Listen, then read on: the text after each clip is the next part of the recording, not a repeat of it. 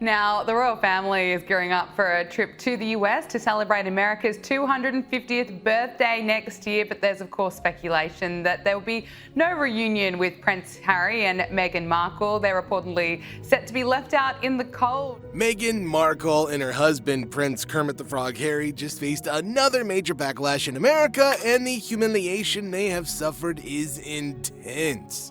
Multiple sources have told Page Six that the royal family will travel to the US to celebrate America's 250th birthday. Prince William and Princess Kate will be in America in July, while King Charles and Queen Camilla will travel in April, as long as the King's health is okay. But Kinsey, it looks like Prince Harry and Meghan Markle will be iced out. That's right, what should have been their moment to shine in America, their home base, is turning into a snub. Doors that once seemed open are quietly shutting. If you thought their move to California meant full acceptance in America, think again. Let's unpack why this snub might be the biggest social blow they've faced yet. The United States will mark its 250th anniversary of its Declaration of Independence in July 2026, a gigantic historic milestone. Many countries, including the UK, are expected to send their top dignitaries. According to multiple sources, senior working royals from the UK, including King Charles III, Queen Camilla, Prince William, and Catherine, Princess of Wales, are expected to participate in the US celebrations, including state events, diplomatic visits, and high-profile appearances. Yet, reports from sources close to the planning say that Prince Harry, Duke of Sucksass, and Meghan, Dutch Ass of Sucksass, who reside in California, are not gonna be on that guest list.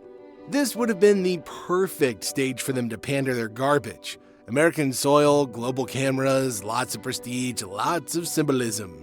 But instead, the message being sent here is nice, loud, and clear, and delivered with a royal stamp of, "You're not working royals, therefore, you ain't going."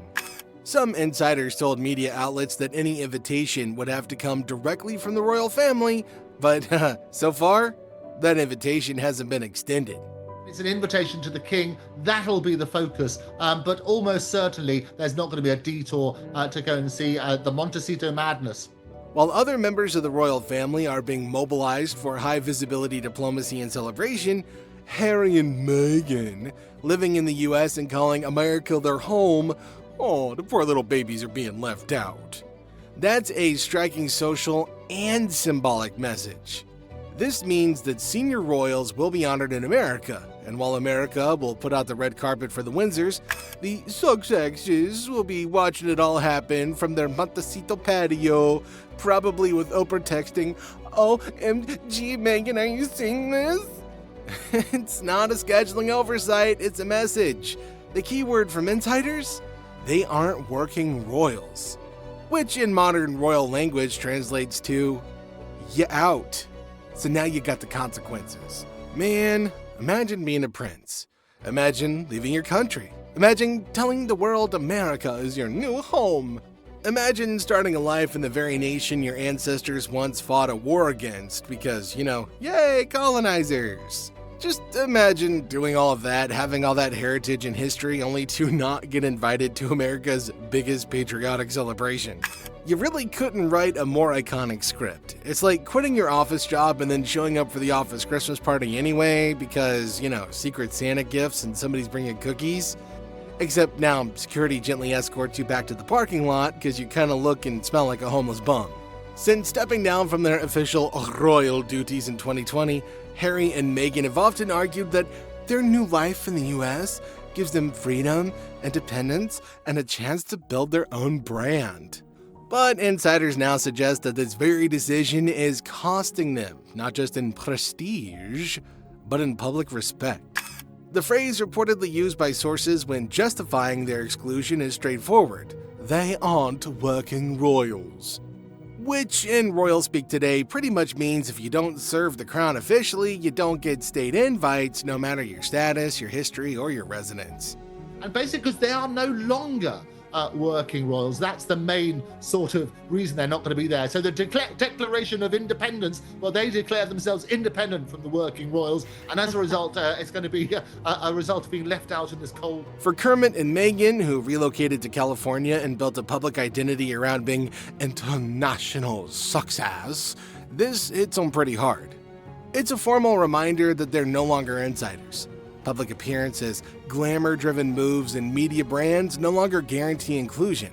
Instead, the working royal label, or lack thereof, has become the linchpin for belonging.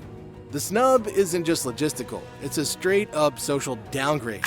For a couple once viewed as bridging the UK monarchy and American celebrity culture, this might feel like losing their footing. Just imagine living in the US, being an American resident, and yet, when America celebrates 250 years of independence, being excluded from the official celebrations by your birth country's monarchy. I mean, the irony's not really lost here. Sources close to the royal circle say the decision was intentional.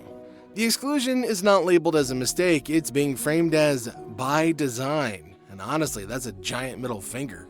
For Harry and Meghan, this signals that they're being treated as outsiders. Not just by the monarchy, but by the establishment that once used them to build transatlantic goodwill. Some royal-watching commentators believe this snub is meant to send a message.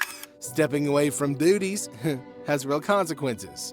Titles and celebrity, even living in America, don't guarantee membership to the club. For the public, this could feel like a betrayal of the American-friendly royals narrative. But for Harry and Meghan, it could feel like a final disconnection from the establishment. Harry and Meghan might respond publicly through statements, media, or social platforms, highlighting the snub as unfair or emblematic of their exclusion.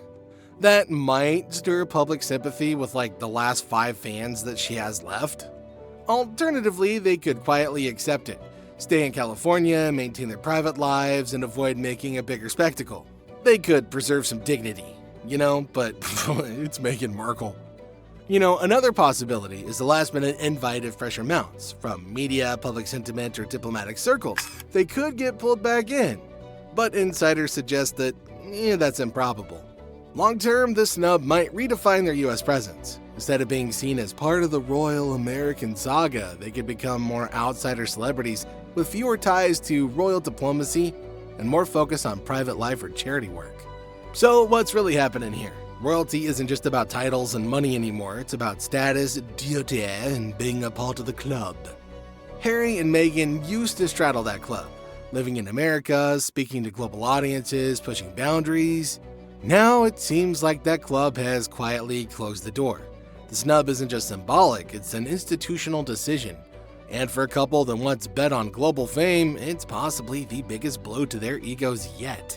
So what do you think? Is this exclusion fair given that they stepped down, or is it a harsh, unnecessary snub to 2 people who still carry royal titles?